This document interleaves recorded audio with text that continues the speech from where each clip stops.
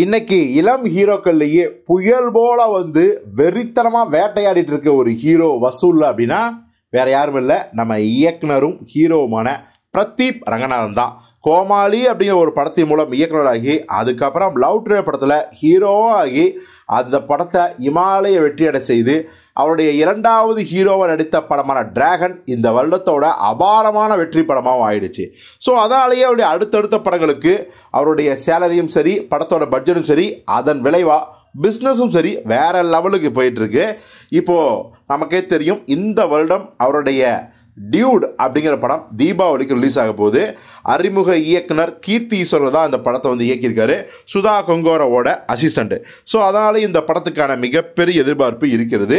குறிப்பாக இந்த படத்தை மைத்ரி மூவி மேக்கர்ஸ் பிரம்மாண்டமாக தயாரிச்சிருக்காங்க.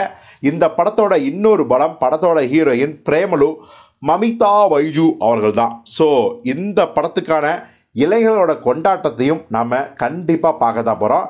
இன்னொரு மிக முக்கியமான விஷயம், இந்த படத்துக்கு மியூசிக் நம்ம சாய் அபயங்கர் தான், அதாவது லேட்டஸ்ட் அனிருத்துன்னு சொல்லலாம், அவர் மியூசிக் பண்ணுறாரு.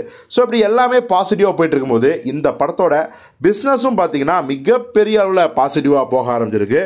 முதல் வேலையாக இந்த படத்தோட டிஜிட்டல் உரிமை, அதாவது ஓடிடி ரைட்ஸை வந்து பார்த்திங்கன்னா 35 கோடிக்கு வந்து வாங்கியிருக்காங்க.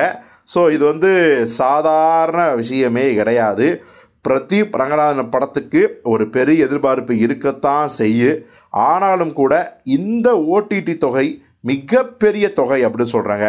ஸோ கண்டிப்பாக இந்த படம் தியேட்டரில் எப்படி இருந்தாலும் ஓடிடியில் 35 கோடிக்கு பிஸ்னஸ் பண்ணதாலேயே வந்து பார்த்திங்கன்னா மிகப்பெரிய ஒரு சாதனை அப்படின்னு தான் சொல்லணும்.